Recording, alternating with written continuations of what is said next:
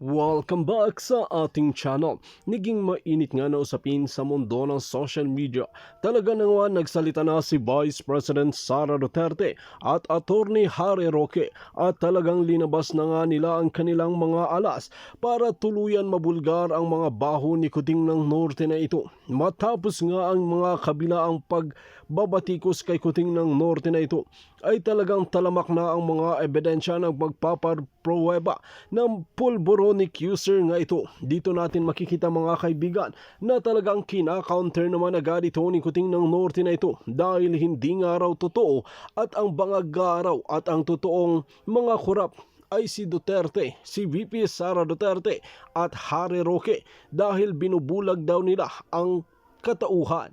Ngunit kung titingnan at pag-aaralan natin mga kaibigan na talagang linawas na nga ni VP Sara Duterte at Harry Roque ang magpapatunay sa kabalbalan na ginagawa ni Kuting ng Norte sa loob mismo ng palasyo.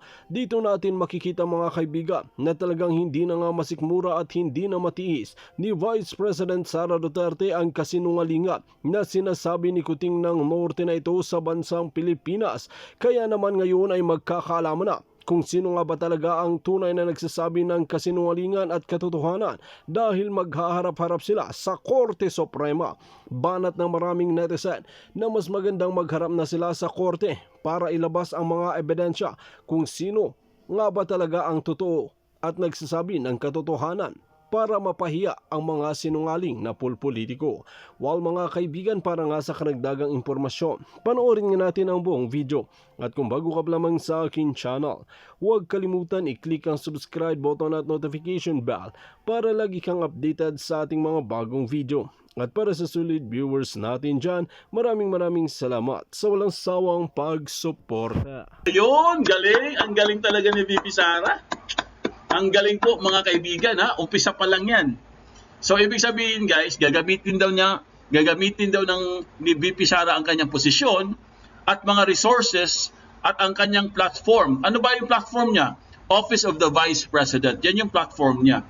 Gagamitin daw niya yan guys para daw sa ating mga Pilipino, sa ating mga kababayan na hindi po or wala pong boses na magsalita.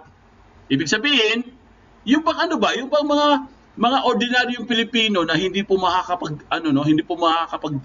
express ng kanilang gustong sabihin dahil nga syempre hindi naman sila kilala. Sila po ay mga nobody, no? Katulad natin, we are a nobody, no? Parang ganon. So gagamitin po ni VP Sara mga kaibigan. So tuloy natin guys. Ito po ang kanyang sinabi dito. Tuloy natin ang ating pagbabasa. Wait lang guys ha. 2 beses akong nakaranas. Ito, makinig po kayo guys ha, makinig po kayo. 2 beses akong nakaranas ng baha sa bahay mismo ng mga magulang ko sa Taal Street, Davao City. Sino bang mga taga Taal Street dito? Nasira ang mga kagamitan namin at puro burak ang kapaligiran. Hindi siya nakakatuwa. Naranasan ko ring maglakad sa tubig, baha, na hanggang dibdib at tuluyang lumangoy na lamang. Hindi siya masaya. Naranasan ko maging mayor at may namatay na 30 katao nang dahil sa isang flash flood. Hanggang ngayon, masakit pa rin sa damdamin ko ito. Grabe, talagang grabe experience niya, no? Kaya pala mga kaibigan, galit na galit siya dun sa ginawa po ni Kuting. Meron pala siyang bad experience po, no? Patungkol po sa flash flood. So, ang sabi niya dito guys, so I am using my position, resources and platform to be the voice to show our government officials how to command. Nako, grabe, how to command mga kaibigan. Patama ito kay Kuting ah. Hindi marunong mag-command si Kuting eh. Di ba? Hindi marunong mag-command si Kuting. So, tuloy natin. I am using my position, resources, and platform just as I did in the past. Noong ako ay mayor pa lamang, sinabihan ko ang NEDA, no? NEDA po, no? Or NEDA 11th ba to? Na kailangan na mag-aral para sa flood control at drainage. Ito ay para may sinusundan ang city engineers or office, no? Or the CEO at Department of or the DPWH, no? Department of Public Works and Highways, na plano na hindi na sila mag-imbento ng proyekto. Kaya nga mayroong nagawa ang PRRD administration sa flood planning na simula noong Setyembre of 2016 at na-publish noong July of 2023 ang master plan ng feasibility study for flood control and drainage para sa Davao City. Galing no? Galing ng kanilang plano, mga kaibigan, no? O, tuloy natin. Lakihan natin, mga kaibigan, para pababasa ng lahat. Okay, tuloy natin, guys. Baka naman gusto nang pondohan ang mga infrastructure projects na naaayon sa master plan. O baka naman may alinlangan pa hingil dito dahil Duterte ang mayor at mas mamarapatin nilang gibain na lang. Or gibain na lang? O question mark, no? Gibain na lang? Leadership is faithfulness to the oath of office. Leadership is faithful service to the people. Leaders should only say one thing, that it is done. Leaders should not be motivated by cash, cocaine, or champagne. And most certainly, leaders should not be made to hold champagne glasses. Grabe yun Kilala ko yun Kilala niyo kung sino yun?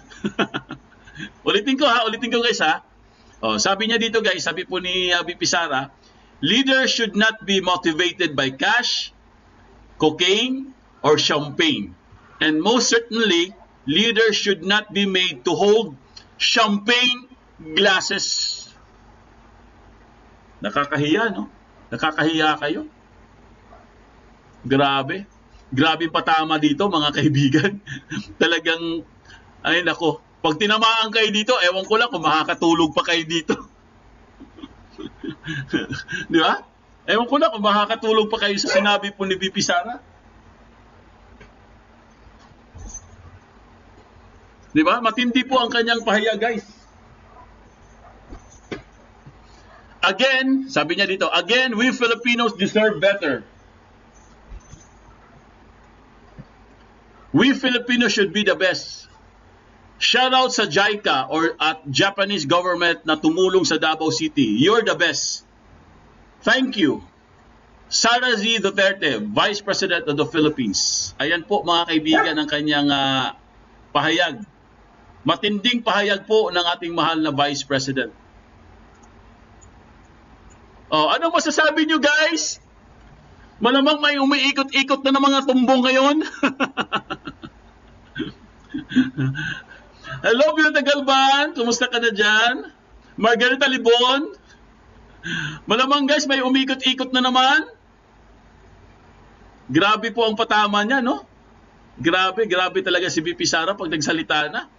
Talagang walang preno po. Walang paligoy-ligoy. Straight to the point. Straightforward. No? Ito po, mga kaibigan, no? Leaders should not be motivated by cash. Di ba? Champagne. Leaders should not be made to hold champagne glasses. Ayan, sino ang mahilig mag-champagne?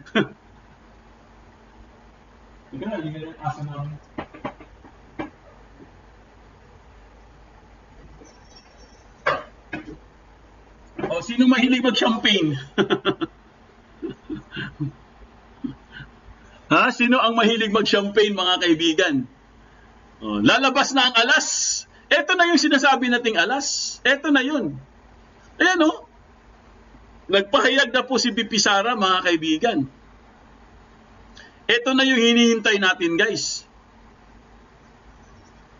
Oo, matapang na agila. Matapang naman talaga yan. Alam mo, sa totoo lang, guys, pinagbigyan lang po sila ni Vice President Sara Duterte. Pinagbigyan lang sila. Kumbaga, sabi nga nila, binigyan lang sila ng chance. Di ba? Ilang beses po inayos ni VP Sara ang DepEd. Sabi nga niya, ang daming beses, no? Inayos niya, ginawa niya lahat, nanghingi siya ng tulong, nanghingi siya ng budget, pero anong ginawa sa kanya, guys? hindi siya pinansin. O, di ba? Ilang beses po? Basta maraming beses yun. Tapos sa OVP din, ganun din. So ngayon, dahil hindi siya pinagbigyan, hindi siya pinapansin, ayun, lumabas na siya. Kaya siya nag-resign, mga kaibigan. Dahil wala po kayong magagawa eh. Kung ikaw ay isang leader na matino at ikaw ay nanghihingi ng tulong at hindi ka tinutulungan at ikaw pa ngayon ang masama, anong gagawin mo? Siyempre magre-resign ka na lang. Di ba? Magre-resign ka na lang, aalis ka na lang sa kabinete. Total, wala naman kayong silbi. Pareho naman kayo walang silbi. Pareho naman kayo mga kurap. O di aalis na lang ako. Kakalas na lang ako sa inyo. Di ba? Tama yung ginawa ni VP Sara po, mga kaibigan. Kaya ngayon, ito na. Nagpahayag na siya, guys. Ito na yung sinasabi ni Attorney Harry Roque na alternative. Ito na yun. Hindi man siya opposition, hindi man siya administration, at least alam na natin, mga kaibigan, na inoffer po ni VP Sara ang kanyang posisyon para po sa mga Pilipino na hindi po, walang boses po, mga kaibigan. Hindi kayang mag-express o pagsalita sa kanilang mga hinaing. So palakpakan po natin, guys, bravo! Palakpakan po natin, mga kaibigan, ang ating mahal na Vice President. Bravo po, bravo! Palakpakan nyo naman, mga kaibigan. Ang galing ng ginawa, di ba? Oh. Siguradong meron na namang iiyak dito. Siguradong may bubulabog na naman at matataranta dahil sa ginawa po ng ating mahal na Vice President. Di ba? Lalo pong tataas ang rating ni Vice President Sara Duterte dito. Baka hindi na nila kakayanin, baka hindi nila mahahabol. Yes, wise decision for Vice Sara to resign as cabinet member. Wise decision. Di ba? Napakatindi po, mga kaibigan. Napakatindi po ng kanyang ginawa, guys. Talagang napaka-brilliant, no? Napakatalino talaga ni VP Sara. Tahimik lang siya, kunwari hindi niya alam, kunwari wala siyang alam, kunwari hinahayaan lang niya, pero nag-o-observe po siya.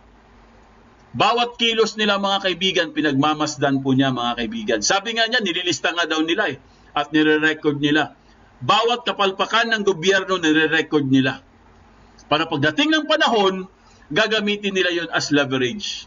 Kasi ako, guys, totoo, ako, talagang ako kay VP Sara, agree ako sa kanya, na, di ba, na itong gobyerno na to, para lang sa mga sarili nila. Kasi kita naman natin, guys, at ramdam naman natin na wala talaga silang paki. Kasi kung may paki po itong gobyerno na to, dapat yung kingdom, guys, yung kingdom po, ang nangyari sa kingdom, dapat inano na nila, inayos na nila. Di ba? Bakit hindi nila inayos? At lalo pa nilang pinalala ang kingdom, mga kaibigan. Lalo pa nilang pinalala. Imbis na tulungan nila, lalo pa nilang pinabayaan ang kingdom. Di ba? Napakasaklap po ng mga pangyayari, guys. Buti na lang, nagpapasalamat po tayo kay VP Sara, at least, this time, guys, narinig na talagang galing na po mismo sa kanya ang kanyang mga next step or mga next development or mga next na hakbang patungo po sa mga pagkontra nitong gobyerno na to. At tuturuan niya, tuturuan niya yung gobyerno na to kung paano mag-command. Buti nga. Buti nga. Tama yan, VP Sara, turuan mo sila kung paano mag-command. Kasi hindi sila mga marunong puro mga pulpul Hello, Chrissy Brooks? Di ba? Puro mga pulpul. Oo, mga pulpul po, mga kaibigan. Hello, Lalaine Garcia, kumusta ka na dyan? So, palakpakan po natin once again ang ating mahal na Vice President sa kanyang magandang pinakita, no, or pinadama sa atin na talagang iba talaga pag Duterte, guys. Ibang-iba talaga pag Duterte po, mga kaibigan. Ito po, pakinggan lang natin, guys, Ito po yung updates natin, no. Panoorin lang natin, mga kaibigan, yung updates po natin ngayon. Para po lalo nating ayusin lang natin, guys, Lakihan lang natin para makita po ng lahat. Kasi minsan, pag masyadong maliit, hindi kasi na Yan, ayusin lang natin, guys. Wait lang.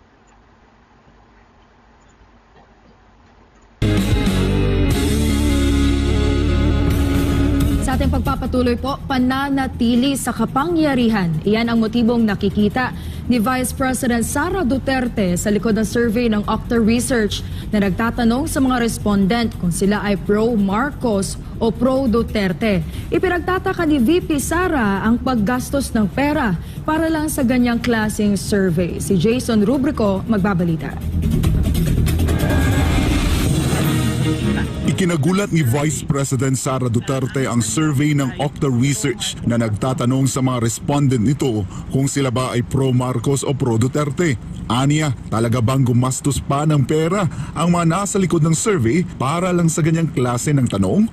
Nakakagulat lang kasi ngayon lang ako nakakita ng survey na ang tanong ay pro-Marcos ka ba or pro-Duterte ka ba. Hindi ko lang alam kung merong nangyari na survey noon na nagtatanong kung pro-Aquino ka ba o pro-Duterte ka ba or pro-Arroyo ka ba or pro-Estrada ka or pro-Aquino ka or pro-Marcos ka.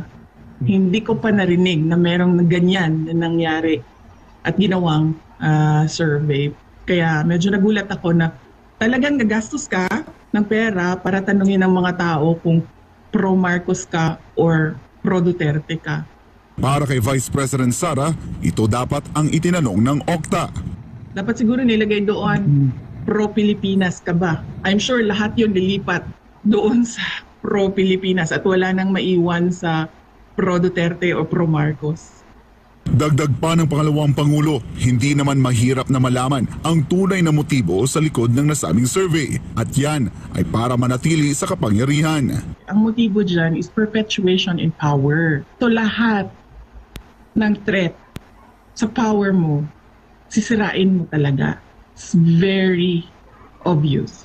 Sa lahat ng naririnig mo, nakikita mo na ginagawa, ang motibo dyan is ayaw ko na bumaba sa akin na ito forever.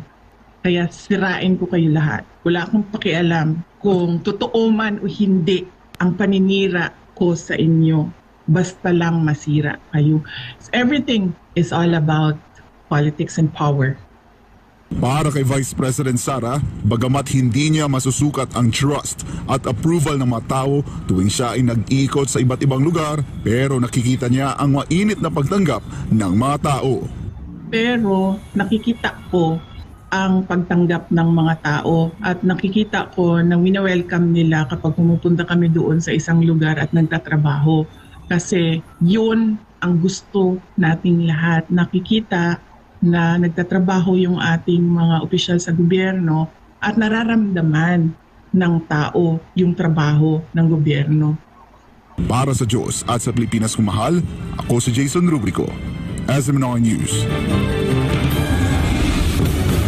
Trending na naman ang mga pahayag ni Vice President Sara Duterte kaugnay sa mga nakikita niyang problema sa administrasyon ni Marcos Jr. Kaya naman ang tanong, maituturing na nga ba siyang oposisyon sa kasalukuyang administrasyon? Alamin natin ang balita ni Hannah Jane Sancho. Doon ko binilabas yung frustration ko as a Filipino.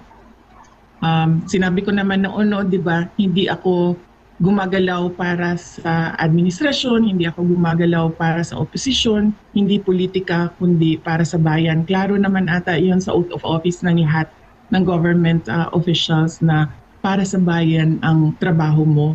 So kung ano yung sa tingin ko tama para sa bayan, yun yung sinasabi ko. So yung frustration ko as a Vice President and as a Filipino sa mga nangyayari or naririnig natin sa ating gobyerno, nilabas ko doon sa statement. Ito ang binigyan diin ni Vice President Sara Duterte nang tanungin kung isa na nga ba siyang oposisyon matapos ang malaman niyang pahayag kung saan ipinuto ng nakababatang Duterte ang mga pagkukulang ng Administrasyong Marcos Jr. Binanggit ni VP Sara na ang namumuno sa bansa ngayon ay mga taong di tapat sa sinumpang tungkulin. Kaya naman tila nagahari ang takot para sa kinabukasan ng mga susunod na henerasyon. Ibinunto rin ni VP Sara sa kanyang pahayag ang kabiguan ng Marcos administration na magkaroon ng flood control master plan sa kabila ng madalas na bagyong nararanasan ng bansa. Ang kabiguan ng gobyerno na palakasin ang healthcare system sa pamamagitan ng PhilHealth at kukunan pa ng pondo para magamit sa ibang bagay na walang kinalaman sa kalusugan at mga kinatawan sa bansa na imbes tumutok sa paggawa ng makabagong batas ay mas piniling sumausaw sa isyu ng iba. Hindi din pinalampas ni VP Sara ang kawalan ng respeto ng kanyang seguridad nang isa publiko ang video footage niya at ng kanyang pamilya kabilang ang menor de edad ng mga anak habang nasa paliparan at papalabas ng bansa. Idagdag pa riyan ang aniya kawalan ng leader ng bansa na tumitindig laban sa mga nanghihimasok sa mga dayuhan at dali-daling yuyuko sa kagustuhan ng mga banyaga tulad ng ICC. Dahil dito mensahe ng Vice Presidente sa mga Pilipino, dapat na magkaroon ng karapat-dapat na leader ang bansa para hindi tayo tinatrato ng parang walang halaga. Para naman kay dating Chief Presidential Legal Counsel Attorney Salvador Panelo, hindi nagsasalita si VP Sara bilang isang oposisyon, kundi bilang isang Pilipino at nagsisilbi sa bayan. Not as an opposition, but as a citizen and as a public official who is expressing their own sentiments, which are the sentiments of the majority of the Filipinos. Hindi ka naman kailangan maging opposition eh. Sinasabi mo lang kung anong totoo. Naninindigan naman si VP Sara na ang mga nagsasalita laban sa kanyang mga papuna sa gobyerno ang siya mismong tinatamahan sa kanyang mga ipinuntong problema ng Administrasyong Marcos Jr. Kung sino yung nakikita ninyo nagre-react publicly and privately sa mga sinasabi ko, yan yung mga tao na natatamaan sa mga sinabi ko sa statements ko kahapon. Yung hindi tapat sa serbisyo, hindi tapat sa kanilang trabaho at hindi tapat sa pagsisilbi sa taong bayan ng Pilipinas. Samantala, ibinahagi naman ni VP Sara ang naging pagpupulong niya kamakailan kina Senator Bongo at Senator Ronald Bato de la Rosa. Meron kaming dinner meeting ni Senator Bongo at ni Senator Bato de la Rosa. Pinag-usapan namin unang-una yung problema ni Senator Bato de la Rosa sa ICC. So nabili ako ng konting legal advice doon base na rin sa mga nabasa ko about sa ICC. At ang napagkasunduan lang namin doon is paniguraduhin at i-encourage ang ating mga kababayan na paniguraduhin na malinis yung halalan ng 2025. Kaugnay naman sa tanong kung ikakampanya ni VP Sara sina Senator Go at de la Rosa ng mga re-election sa Senado sa nalalapit na midterm elections. Narito ang kanya naging tugon. Sabi ko sa kanila, antayin natin ang surveys, tapos mag-meeting tayo ulit kapag nakikita natin ang numero ng mga surveys, tapos mag-meeting tayo ulit, pag-usapan natin kung paano ako makakatulong at kung ano ang pwedeng gawin naming tatlo para sa kampanya dahil sabi ko nga mahalaga sa amin ang Visayas at Mindanao sa pagtutulak ng peace and development.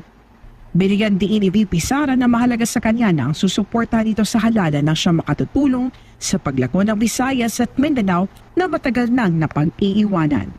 Para sa Diyos at Pilipinas kumahal, ito si Hannah Jane Sancho, SMRay News. No words to describe daw si Vice President Sara Duterte sa kanyang relasyon ngayon kay Pangulong Ferdinand Marcos Jr. Ito'y matapos siyang magbitiw bilang Education Secretary. Hindi dumalo sa ikatlong State of the Nation address ng Pangulo at matapang na naglabas ng kanyang saloobin kaugnay ng pagmamalabis ngayon ng mga nasa kapangyarihan. Yan at iba pang detalye hatid ni Sara Santos. Good afternoon to everyone. Sa isang virtual interview nitong Huwebes, ibinahagi ni Vice President Sara Duterte na hindi na raw sila nakikita at nag-uusap ni Pangulong Ferdinand Marcos Jr. Sa nasabing panayam, tinanong ang pangalawang Pangulo kung paano niya ilalarawan ang kanyang relasyon kay Marcos Jr. Wala akong description. Wala akong description sa relationship namin ngayon ni President Marcos. Hindi na kami nagkakausap, hindi na rin kami. Matatandaan na sinabi noon ni VP Sara bago matapos ang buwan ng Hunyo na friends pa raw sila ng Pangulo.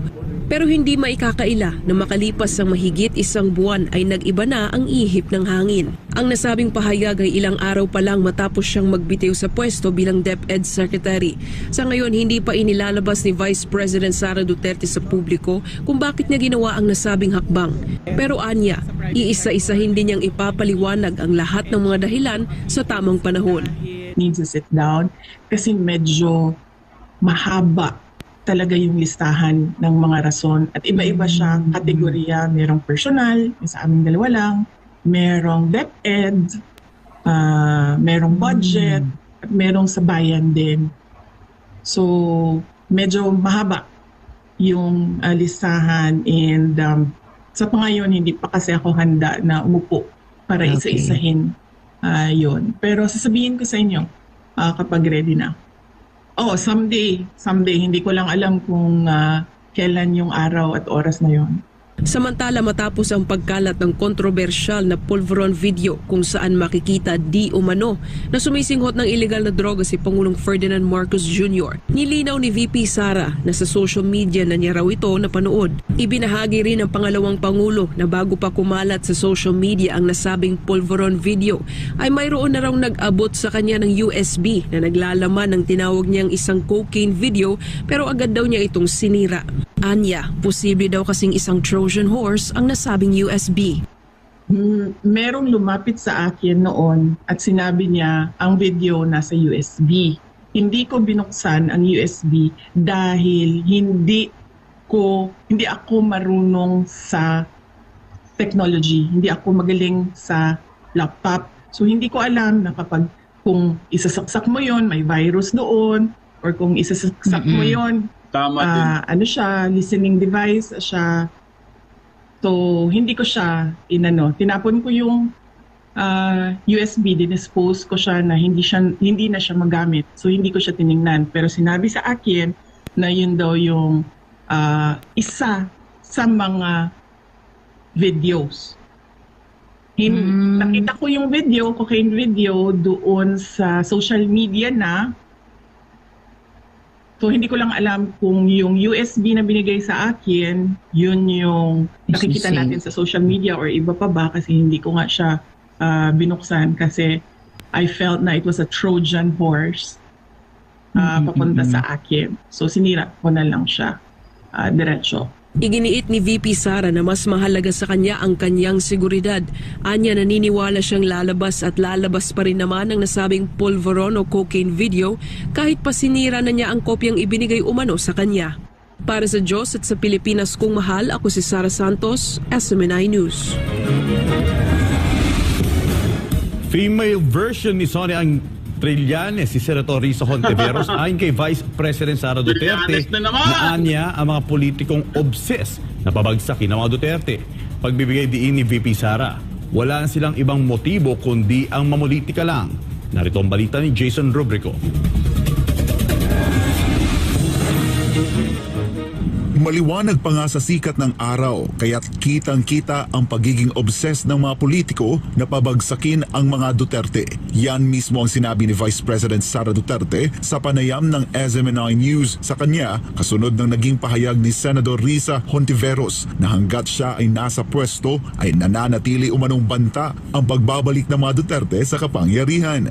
That is an example of sinabi ko kasi sa inyo kanina na let me use the word of former President Rodrigo Duterte na obsessed yung mga politiko na pabagsakin ang mga Duterte at naririnig natin sa kanila ngayon, hindi naman nila tinatago. Sinasabi nila publicly. Ayon pa kay Vice President Duterte, si Hontiveros ang female version ni Trillanes. Si Risa Hontiveros is a female version of Sonny Trillanes. Yes. Makikita ninyo sa kanilang mga sinasabi. Hindi ko lang alam kung sinasadya nila na hindi nila ginagawang sekreto na politika ang motibo nila. Pero pareho yan sila, si Sonny Trillanes at si Risa Hontiveros. That's a male version and a female version of an example of a politician who's going after the Dutertes. And syempre backed up by sila by pahiram na ng term ni Senator Zubiri, powers that be. Matatandaan na nagsampa ng mga kaso si Trillanes laban kay dating Pangulong Rodrigo Duterte, Congressman Paulo Duterte at maging sa asawa ni Vice President Duterte na si Attorney Manasseh Carpio. Sabi ni VP Sara na taong 2016 pa lang noong panahon pa ng eleksyon ay wala nang ibang ginawa si Trillanes kundi ang habulin ang mga Duterte. Si former Senator Trillanes, dati pa naman siya, nakikita na ninyo, is always after the Duterte, 2016 pa lang. So nakita ninyo na politika yan lahat. Wala na yan siyang ibang motibo kundi politika lang. Klaro naman yan, nung nakita niya na mananalo na si Pangulong Duterte noong 2016, ay hinabol na niya si President Duterte.